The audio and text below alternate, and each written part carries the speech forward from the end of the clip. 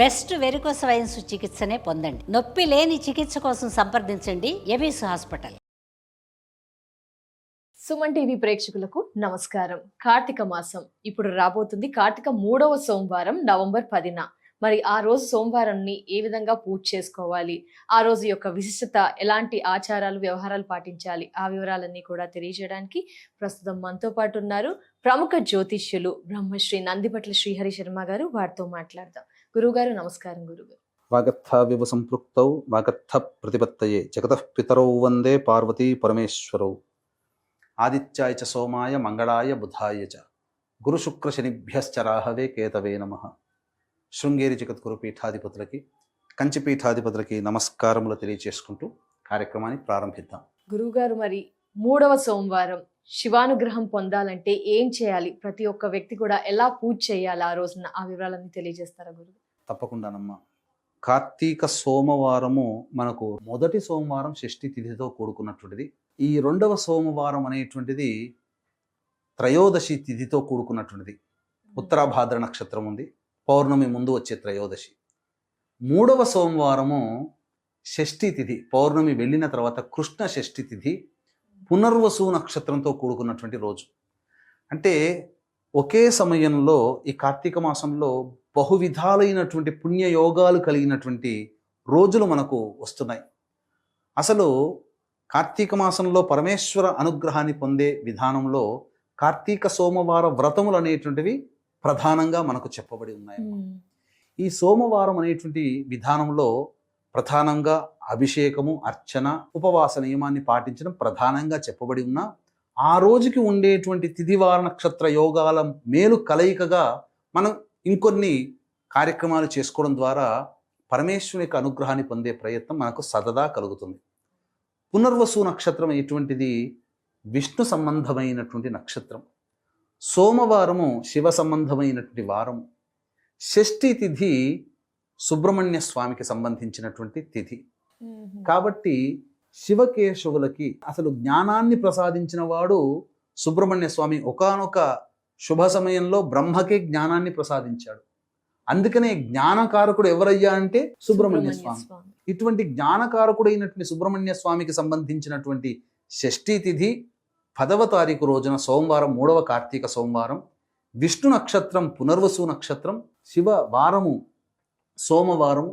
ఇన్ని మేలు కలయిక ఉన్నటువంటి ఈ రోజున ఎవరైతే ఈశ్వరుణ్ణి, విష్ణువుని సశాస్త్రీయమైనటువంటి విధానంతో ఆచరిస్తారో, పూజిస్తారో, అర్చిస్తారో, ఎటువంటి దానములు అంటే కొన్ని దానములు చేస్తారో అటువంటి వాళ్ళకి శివకేశవుల యొక్క సంపూర్ణ అనుగ్రహం కలుగుతుంది. వైకుంఠ చతుర్దశి రోజున శివకేశవుల అనుగ్రహం వ్యక్తికైతే ఎలా కలుగుతుందో అదే విధంగా ఈ యొక్క కార్తీక 3వ సోమవారం అయినటువంటి నవంబర్ 10వ తేదీన శివకేశవుల యొక్క అనుగ్రహంతో పాటుగా సుబ్రహ్మణ్య స్వామి యొక్క అనుగ్రహాన్ని కూడా పొందిన వాళ్ళు అవుతారు.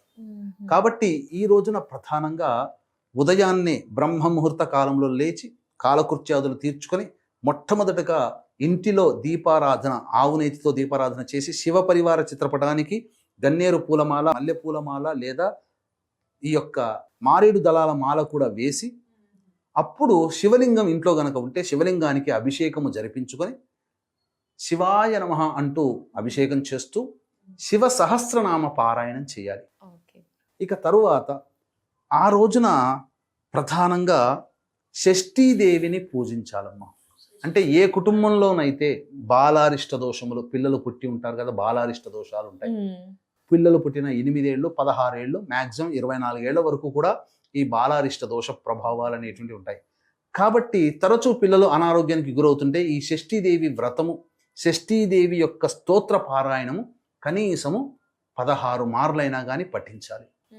పఠించి తెలతెలవారుతున్నటువంటి సమయంలో, సూర్యోదయం కంటే ముందే వెలుగు వచ్చినటువంటి సమయంలో తులసి చెట్టు దగ్గర చక్కగా ఆవు పేడతో అలికి శంకు చక్రములు, స్వస్తికు ఓంకార గుర్తులు వేసి మధ్యలో అష్టదళ పద్మము ఇవన్నీ కూడా బియ్యపిండితో వేసి వాటన్నిటికీ కూడా గంధ పుష్ప అక్షతలతో నింపి పసుపు కుంకుమతో చల్లి అప్పుడు ఆ అష్టదళ పద్మం మధ్యలో దీపారాధన, గోధుమ పిండితో కానీ బియ్య పిండితో కానీ తయారు చేసినటువంటి లేదా మట్టి ప్రమిదనైనా కానీ దీపారాధన చేసి మన చేతితో స్వయంగా చేసినటువంటి 3 ఒత్తులని వేసి ఆవు నేతితో రంగరించి దీపారాధన చేసి విష్ణు సహస్రనామ పారాయణం చేసి దానిమ్మ పండు నైవేద్యంగా పెట్టాలి, లేదా ఆవు పాలు నైవేద్యంగా పెట్టాలి, లేదా మిశ్రీ పెట్టవచ్చు, అరటి పండ్లైనా పెట్టవచ్చు, ఏ పండ్లైనా దొరికితే. విష్ణు సహస్రనామ పారాయణం చేసి ఆ రోజున వ్రత నియమాన్ని పాటిస్తున్నాను, నాకు శివకేశవ అనుగ్రహం కలగాలి అని చెప్పి మనసులో సంకల్పం చేసుకొని ఆ రోజంతా కూడాను ఉపవాస నియమాన్ని పాటించాలి. ఇక శివకేశవ అనుగ్రహాన్ని పొందే ప్రయత్నంలో భాగంగా ఏమేం చెయ్యాలి అనేటువంటి విషయం గురించి కూడా తెలుసుకుందాం. వీక్షించేటువంటి ప్రేక్షకులకు కూడా నవంబర్ 17వ తారీఖు రోజున కార్తీక మాసము 4వ సోమవారం మహోన్నతమైనటువంటిది, త్రయోదశి తిథి కలిగినటువంటిది. ఆ రోజున చిత్తా నక్షత్రము సోమవారం కూడా అయింది. అటువంటి కార్తీక మాసంలో గోకర్ణ క్షేత్రంలో, అంటే మీ జాతకరీత్యా తండ్రి వైపు లేదా భర్త వైపు 6 తరాలు, తల్లి వైపు లేదా భార్య వైపు 3 తరాల్లో దుర్మరణాలు గనక ఉంటే అది ప్రేత దోషముగా చెప్పబడి ఉంది. అంతేకాకుండా ఎవరి జాతకంలోనైతే ప్రతి పనిలో ఆటంకాలు ఎదుర్కొంటారో, ప్రతిదీ సమస్య, చిన్నదానికి కూడా ఎక్కువగా కష్టపడాల్సి వస్తుందో, కుటుంబ సభ్యుల మధ్య అవగాహన ఉండక మనశ్శాంతి లేని జీవితం కుటుంబంలో గడుపుతుంటారో, తరచూ అనారోగ్యం పాలవుతుంటారో, తరచూ యాక్సిడెంట్స్కి గురవుతుంటారో, ఇంట్లో ఇంటర్ కాస్ట్ మ్యారేజ్లు జరిగే అవకాశాలు ఉన్నా, ఏ పనిలో విజయం పొందకపోయినా, పెళ్ళిళ్ళు కాకుండా ఉన్నా, సంతానం కలగకుండా ఉన్నా, దాంపత్యం సరిగ్గా లేకున్నా, తరచూ డైవోర్స్ అవుతున్నా, డబ్బులన్నీ ఉత్తపుణ్యానికి ఖర్చు అవుతున్నా, ఏ ప్రయత్నం చేసినా ఆ ప్రయత్నంలో వెనకడిగే తప్ప ముందడుగు లేకపోయినా, ముఖ్యంగా ప్రశాంతత లేని జీవితాన్ని గడుపుతున్నా, అలాగే కుటుంబ సభ్యుల మధ్య అవగాహన లేకపోయినా, మానసిక శారీరక లోపాలతో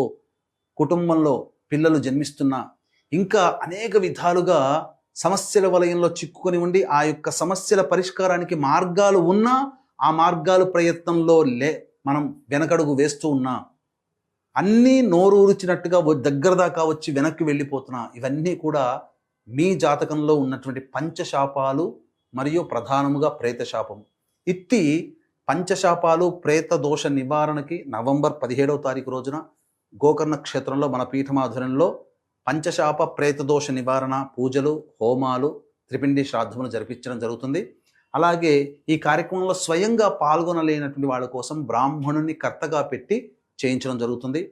అయితే మంచి ఉన్న చోట చెడు కూడా ఉన్నట్టుగా చాలామంది ఈ మధ్యకాలంలో కొన్ని నక్షత్రాలలో పుడితే ప్రేత శాపము, పితృశాపము అని చెప్పి భయపెట్టిస్తున్నారు. అటువంటివి శాస్త్రంలో లేవు. నా వ్యక్తిగత 15 సంవత్సరాల అనుభవంతో చెబుతున్నాను, అటువంటివి లేవు. అంతేకాకుండా చాలామంది స్వయంగా వెళుతున్నారు. ఈ కారణం వల్ల కాంపిటీషన్లో భాగంగా తూతూ మంత్రంగా, పురాణోక్తంగా, శాస్త్రీయంగా చేయించట్లేరు. అందుకనే మనం వెంట ఉండి తీసుకొని వెళతాం కాబట్టి సశాస్త్రీయంగా చేయించడం జరుగుతుంది. దాదాపు ఇప్పటి వరకు 1500కి పైగా మనం చేయించి ఉన్నాం. అందరూ కూడా సంతోషముగా ఉన్నారు, ఏమాత్రం సందేహం లేదు. ఇక వీక్షించేటువంటి ప్రేక్షకులు స్క్రీన్పై కనిపిస్తున్న నెంబర్కి కాంటాక్ట్ చేసి పూర్తి వివరాలు తెలుసుకోవచ్చు. స్వయంగా పాల్గొనలేకపోయినా బ్రాహ్మణుని కర్తగా పెట్టి చేయించడం జరుగుతుంది. ఇక ఈ యొక్క రోజున 10వ తారీఖు రోజున చక్కగా ఉపవాస నియమాన్ని పాటించి ప్రదోషకాల సమయానికి శివాలయంకి చేరుకొని ఆ శివాలయంలో నవగ్రహాల చుట్టూ శివాయ నమః అంటూ 27 ప్రదక్షిణలు చేసి ఈశ్వరుడికి అర్చన జరిపించి ఆ శివాలయంలో దీపారాధన ప్రజ్వలనం చేసి దగ్గరలో ఉన్నటువంటి ఎవరైనా బ్రాహ్మణులు కనబడితే వాళ్ళకి సాలగ్రామ దానము, ఉసిరిక దానము మరియు వస్త్రదానము, దీపదానమైనా చేయవచ్చు. ఇదే విధానంగా విష్ణు క్షేత్రంలోకి వెళ్ళి ఈ విధంగా దానాది కార్యక్రమాలు కూడా చేయవచ్చు. ఈ విధంగా ఏ మానవుడైతే చేస్తాడో ఆ మానవుడికి సకల అభీష్టములు నెరవేరుతాయి. అతని జాతక చక్రంలో పాపగ్రహ ప్రభావం వల్ల ఎదురయ్యే సమస్యలు ఏవైతే ఉంటాయో ఆ పాపగ్రహాల యొక్క ప్రభావం తగ్గుతుంది. పుణ్యగ్రహాల యొక్క ప్రభావం పెరిగి పుణ్యరాశి పెరిగి అనుకూలంగా లేని గ్రహాలు కూడా అనుకూలించడం ఆ విధంగా మొదలు పెడతాయి. తద్వారా అతని పనులన్నీ కూడాను సజావుగా సాగిపోతాయి. ఎందుకంటే శివాజ్ఞ లేనిదే చీమైన కుట్టదు. అట్టి శివునికి ప్రీతికరమైనటువంటి 3వ సోమవారం రోజున మనం చేస్తున్నటువంటి కారణం చేత సకల అభీష్టాలు నెరవేరుతాయని చెప్పవచ్చమ్మా. ఇక అంతేకాకుండా ఈ యొక్క దాన ప్రభావం వలన గత జన్మలలో చేసినటువంటి పాపాలు కూడా తెలియకుండా ఈ జన్మల్లో మనం రహస్యంగా చేసిన పాపాలు కూడా చాలా మటుకు తొలగిపోతాయి. అవకాశం ఉంటే ఈ రోజంతా ఉపవాస నియమాన్ని పాటించవచ్చు, లేదా ప్రదోషకాల సమయానికి చెప్పిన విధంగా దాన ధర్మాది కార్యక్రమాలు చేసి నక్షత్రము చంద్రుని దర్శనం చేసుకొని భోజనం చేయవచ్చు. ఇందులో సందేహం లేదు. కానీ ఈ 3వ కార్తీక సోమవారం నాడు ఈ విధానంగా ఆచరించండి. అలాగే ఈ 3వ కార్తీక సోమవారం రోజున ఎవరైతే మార్కండేయ పురాణాన్ని గనక దానం చేస్తారో వాళ్ళకి అన్ని యాగాలలోకెల్లా ఉత్కృష్టమైనటువంటి యాగాల్లో ఒకటైనటువంటి పౌండరీక యాగము చేసినటువంటి పుణ్య ఫలితం వాళ్ళ యొక్క ఖాతాలో ఉంటుంది. ఎందుకంటే అటువంటి యాగాలు కలియుగంలో చేయకూడదు.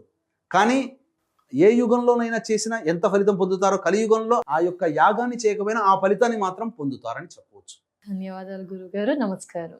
సర్వం శ్రీ ఉమామహేశ్వర పరబ్రహ్మార్పణమస్తు. అలాగే నవంబర్ 20వ తారీఖు కార్తీక అమావాస్య రోజున శ్రీశైల క్షేత్రంలో సర్వదోష నివారణ పూజల హోమాలు జరిపించడం జరుగుతుంది. వీటిలో కూడా మీ గోత్రనామాలు నమోదు చేసుకోవచ్చు.